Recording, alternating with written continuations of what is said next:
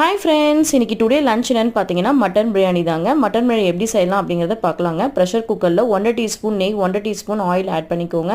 Oil heat ஆனோடனே biryani spices எல்லாம் 1 by 1 add பண்ணிக்கோங்க.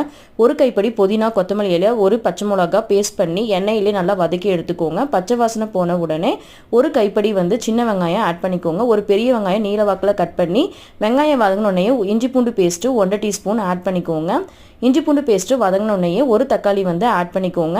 தக்காளி குக் ஆகிறதுக்கு ஒரு 1/4 டீஸ்பூன் உப்பு போட்டு ஆட் பண்ணிக்கோங்க. நல்லா வதங்கின வாட்டி நம்ம ஸ்பைசஸ் ஆட் பண்ணிக்கலாம். மஞ்சத்தூள் 1/4 டீஸ்பூன், மிளகாத்தூள் 1/2 டீஸ்பூனு, கறி மசாலா 1 டீஸ்பூனு. ஸோ மசாலாலாம் ரெடி ஆயிடுச்சு. நம்ம எடுத்து வச்சிருக்க மட்டனை ஆட் பண்ணி மிக்ஸ் பண்ணிக்கோங்க. பாஸ்மதி ரைஸை அரை மணி நேரம் ஊற வச்சு எடுத்துருக்கேங்க. அதை 1 by 1 ஆட் பண்ணிக்கோங்க.